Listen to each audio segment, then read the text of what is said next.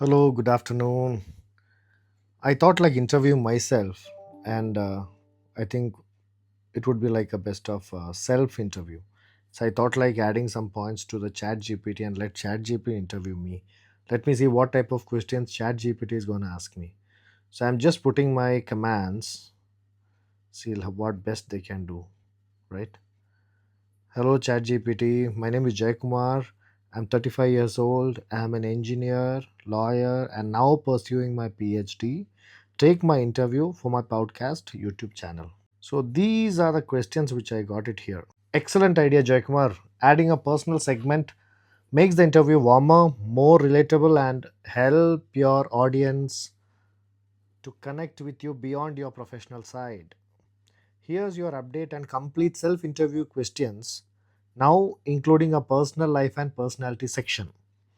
So, maybe based on the questions I've asked to the chat GPT in the past history, it will be evaluating myself and putting forward the questions, right? I think so. I don't know. So, here are the self interview questions for Mr. Jay Kumar. Introduction and background. Can you introduce yourself and share a bit about your journey so far? So my name is Jay Kumar. People call me Jay. I'm 35 years old, 36, stepping into completing 36. I stay in Bangalore. I'm a pure Kannadiga, but born and brought up in Kerala. I speak almost all South Indian languages except Telugu, and my higher education is MBA. So that's it. How would you describe who Jay Kumar is beyond the title of an engineer, lawyer, and PhD scholar? Atrociously audacious. What inspired you curiosity to explore such diverse fields? Engineering anybody can do. There is a set of there is a specified retirement age if you are working. Then later, if you are working with some organization, you need to retire. But lawyer doesn't have a retirement age. The more you are getting expertized, the more you get experience, the more you have the value. So lawyer is nothing but who has completed the law, who has not enrolled to bar association. Advocate is a person who has enrolled to the bar association. So lawyer enrolled to a bar association is called as an advocate. So that was a diverse field. I liked it, and I got an opportunity. UGC is giving a very good opportunity for all students all over India who can do distance mode, regular mode, and their fees is also very economical. So everybody should utilize that opportunity to study more. And why I'm doing this education was because we don't know what new rules the UGC will bring or amend. Recently there was amendment, not recently, just few years back. MPhil was removed, so we don't know what type of courses they will remove. If you go to some engineering colleges right now, most of the courses has been taken away. Like I don't think much of the colleges they are continuing with mechanical engineering because there is no people are not approaching for mechanical engineering. So it's always is better to you take the degree, you learn it. See, once you take the degree, you can explore much more things. It's not about what you have in the book. Now Elon Musk, he is reinventing the things. He's recreating or redefining the law. You know, when NASA was telling we are sending rockets, we cannot make recyclable rockets. Now Elon Musk is telling maybe he would have done something wrong. The person who has invented rocket or maybe that physics, those things will be wrong. Let us reinvent it. Let us restudy, and he made it. He is proving science is wrong sometimes. So the same way we need to explore much more things. What is written in the books that may not be the right things. You can amend. That's what the word amendment. What we have written 10 years back, now the things has to change. If you have summarized your life in 3 words, what would they be and why? I'm happy. I don't need to summarize in 3 words. I'm a bit happy. Engineering phase. What made you to choose engineering as a first path? That is my first love. Cars was my first love. Cars, bikes. So automobile engineering. At that time, automobile engineering was not that vast, so we went for engineering. What were the biggest lesson you learned in engineering? In biggest lesson, what I learned in engineering is training is more important than learning. Did your engineering background influence how you think and made your decisions today? Yes, of course. A nation is driven by automotive industry.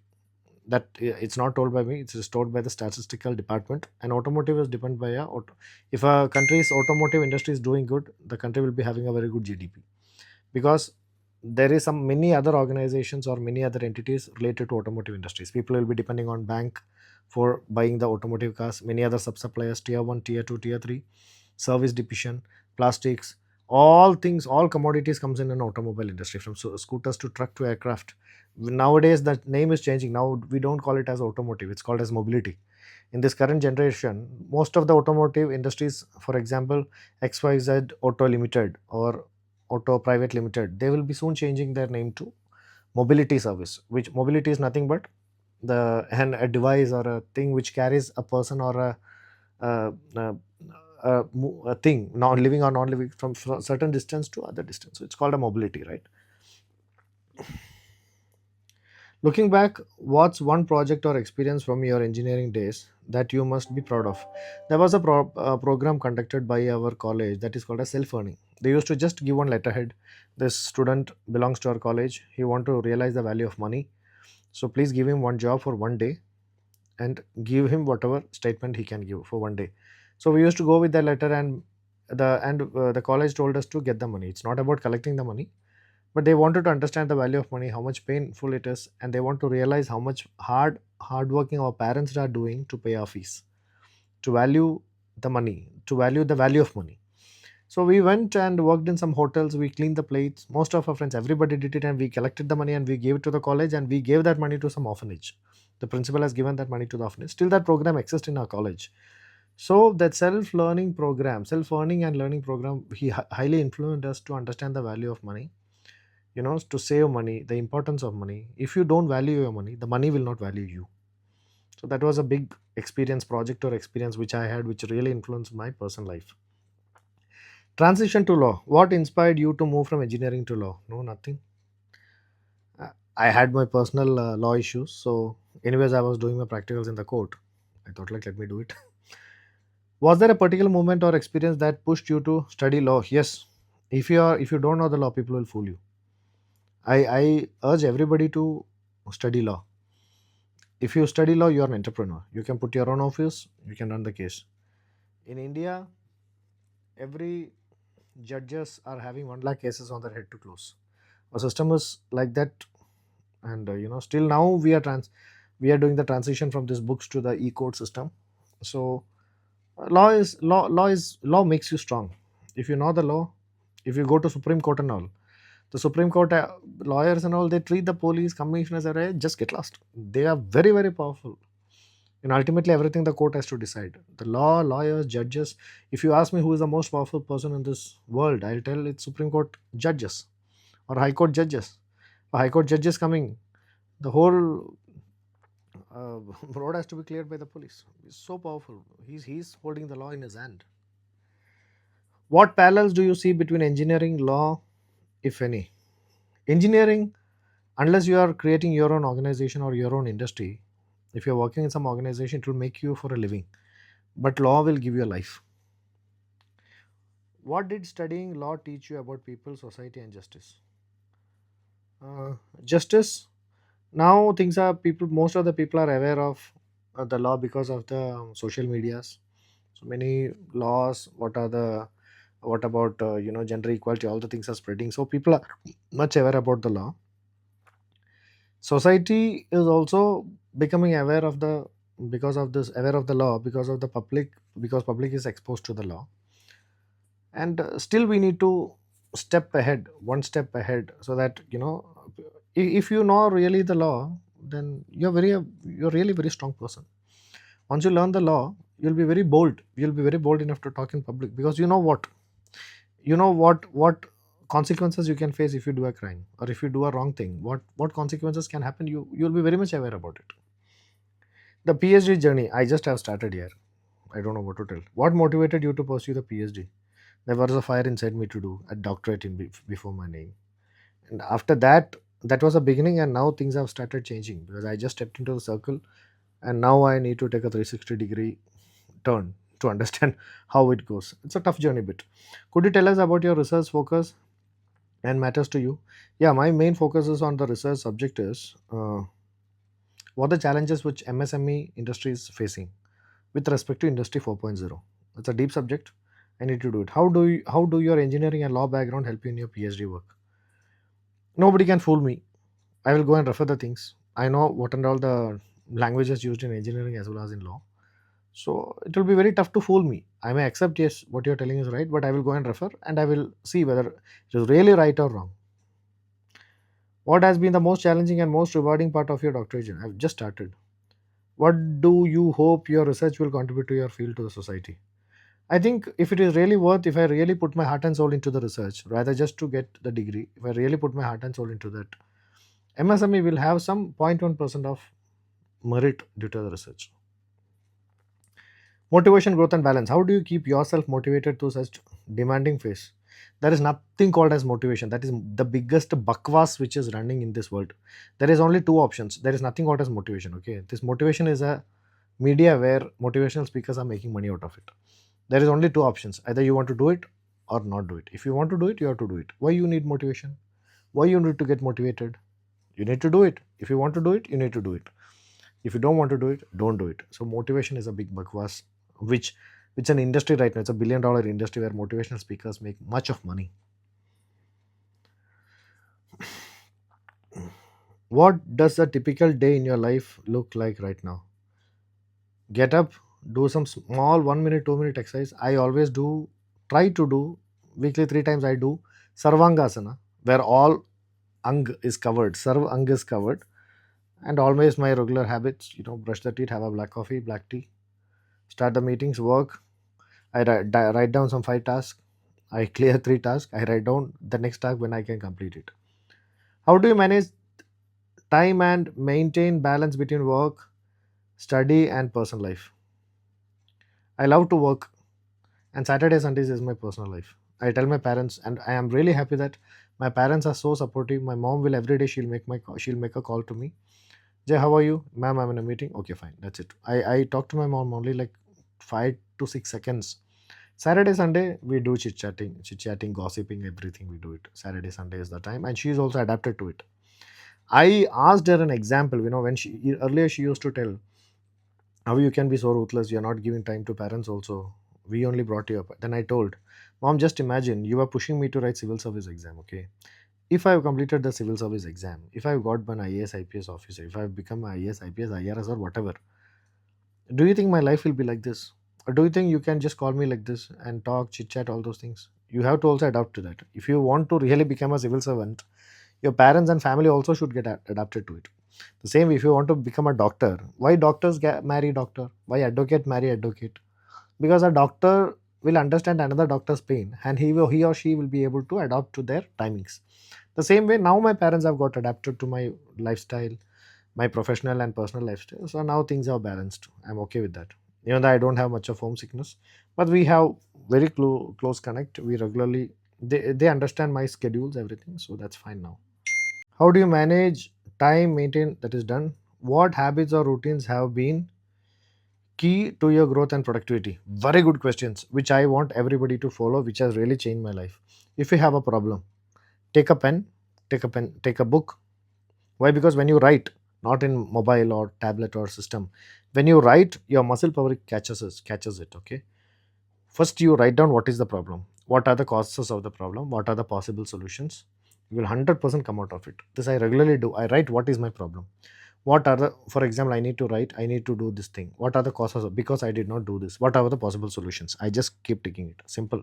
And this is not my theory. This is a theory which is written in a book called as How to Win Friends and Influence People by Dale Carnegie. It's one of the bestseller books in this world. It's beautifully written. If you have this theory, what is my problem? What are the causes of the problem? What are the possible solutions? You're a winner. How do you handle stress or burnout when everything feels overwhelming? Vitamin T, a cup of tea, close, or a good sleep. Morning, sunrise, things change. Personal life and personality. What kind of person you are outside of your professional and academic life? I use the same tone in my office and in my house, but I don't make my house a corporate office, and I don't make my office a cop. a personal space. One golden theory which I follow is, in my office or in my professional career, I have created I have created uh, I've been friendly to everyone, but I have not created much of friendship. In corporate life, I always tell people, be friendly, but don't create friendship. You'll be dead. How do you spend your weekends or free time? I go for a drive. Every weekend I go for a drive. A good food, a small shopping, maybe 100 rupee shopping. I'm fine. Who or what has been your biggest support system throughout your journey? Myself. There is only one you. People will tell my wife, my mother, my father, it's all bullshit. Only you can lift your hand. Only you can support yourself. There is only one you. You have to get up. You have to breathe. You have to brush your teeth. You have to take bath. You have to dress well. You have to work. You have to push yourself. If self start don't work, you have to kickstart. So you have to kick yourself. Simple. Do you have a mentor or role model who shaped your mindset? My biggest gift in my whole career is I got very good bosses. I always tell, if you are into a very good company, if your boss is not good, you cannot survive. If the company is very small, not performing, also if your boss is really very good, you can survive. So I'm very lucky to have I'm gifted to get such very good bosses. I don't want to take the name because there are some 4 to 5 to 10 bosses. What are your passion or hobbies that keep you grounded? Passion is I'm very creative. I like colors. I like to clean my house. I like to groom myself. I like to groom my house. I like to groom others. And most out of 50% of the people show that gratitude to me. That when see, there is one good saying which I read in one book. When a mango tree is having too much of mangoes or too much of fruits, the tree should come down. An empty mango tree which doesn't have any fruit or you know any vegetable or whatever, the tree will really grow. That means the tree which is really growing very upside, that means it will not have any fruits. So when your knowledge, it means if you are very knowledgeable, if you have too much of skills, you are capable enough, you should come down, not go up. How has your family reacted to your continuous pursuit learning of and change? They tried to change me a lot. Then I told, I'm not expecting you to change. Don't expect me to change. Allow me to live the way I am. I don't disturb others and don't disturb me. Live and let live. What are 3 things people would be surprised to learn from you? My go-getting attitude. I would recommend everybody to take that plasma from my blood. Philosophy and mindset. How has your definition of success evolved over time? Success, there is a big misunderstanding which is floating everywhere. Every person will be having different uh, explanation for success. If I tell them some definition for success, that is not right. That is success for me. A 5-year boy, when he gets a small toy, that is success for him. A 10-year boy, when he gets a cycle, it is a success for him. When he gets a good marks, it's a success. When we go to college, we get some scholarship, it's a success. When we get married, we get a good job, we get a very good understanding life, it's success. When we have a happy retired life, it's a, so age to age it defines. But one thing I would like to tell, in all these phases there is one common thing which is very very important. If you have a right balance toward time and money, that is called as success. If you have time, you don't have money, no use. If you have money, you don't have time, no use. If you have the right balance of time, you are successful. And success is something like when uh, progress growth is added with spirituality. When we study in the school, they don't give success card, they give progress card. You have been progressing from first standard to second standard, they give progress card. Then there is growth is nothing but financial growth. Mainly we focus on financial growth or academic growth. So this progress added with uh, some entities like education or finance, that is called as growth. When growth is added combined with spirituality, then it is called as success. Why? Because how the spirituality matters. See, if I want to go to my native, there are 3 things which is required. One, I need a vehicle. One, I need to drive, I need energy. Then something is called as environment, that is the road. I am ready to drive, I have a car, my car is in very good condition, still I am going. One tree falls, I'm not able to go, or a rain comes, I'm not able to go. So environment is not in favor. That environment, if you want to make it favorable to your end, the medicine or the tool which can be used is called as spirituality. So when progress and growth which is added to spirituality through the environment which is supporting to us, then you can take yourself to success. So it was a big definition. What role does lifelong learning play in your personal philosophy? Lifelong, anybody can learn. You don't need to go to universities which is charging you in lakhs. Now recently in 2022, UGC has already told distance education is equal to regular studies because of the pandemic. In after 10 years, everything will go to online mode. Already things are schools are running in Teams and all other Zoom platforms and all. So keep learning. I'm not telling you all to have first rank in that. Keep learning. That will surely add value to you. How do you deal with failure or self doubt? Self doubt. Go to mirror. Tell all is well. You can do it. Simple. Attempt it. Result is not in our favor, right? Then failure. Result is not in our hand. It may be no, it will not be in our favor or not. We don't know. How to deal with failure? If you are failing, see, if you are failing, the activity is telling no to you. No means next opportunity. Just wait. But the people who have failed, you can be successful unless you take a slap from failure. If you are not getting slapped from failure, you will not get shaken from success. If you want to shake your hands with success, you should be ready to take minimum 100 slaps from failure. What does happiness mean to you? Happiness means happiness means you just need to happiness is that moment you should be able to live in yourself.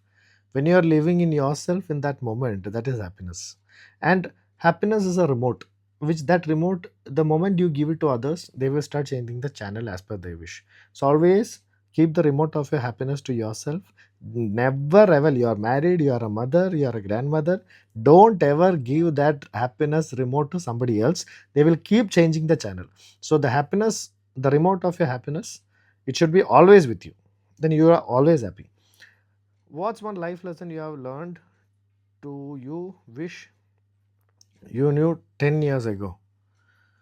I have gone to many ups and downs, so I've not seen that much impressive and all. That's fine. Advice and reflections. What advice would you give to someone who wants to switch career but feels afraid? First, where you want to go. Then, if you want to go to your native, you put a map, right, in Google Map. Don't do a course because somebody else is doing it. No, you should have a clear picture where you want to go and what should be your financial status. If people will tell I am passionate in doing this, all these are bakwas. If you want to live in India, if you want to live anywhere in this world, you need money. Passion, if you tell to the people that because an organization runs for business, business is nothing money. Okay, if you want to do passion means you have to quit your job, you don't expect any money, don't marry, don't have kids, then you can do all this passion. When you are working, when you have somebody are dependent on you, when you don't have your ancestor properties or good bank balance, you have to work for money. It's pure business. Make money, earn well, keep going. How can people stay curious and motivated even life gets busy? There is nothing called as busy. If you are busy, that means you are not capable enough to handle the things. Because a person has 8 to 12 hours for working.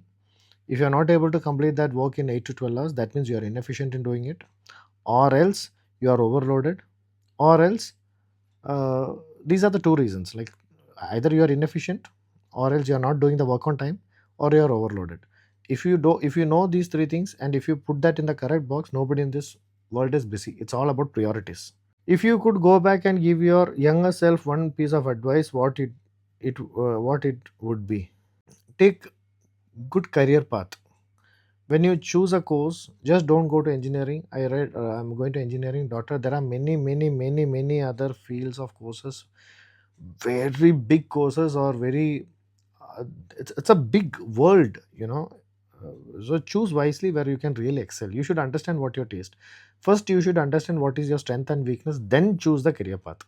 because my father is telling go and take this, because my friend has taken it, go and do this. It's a big bullshit.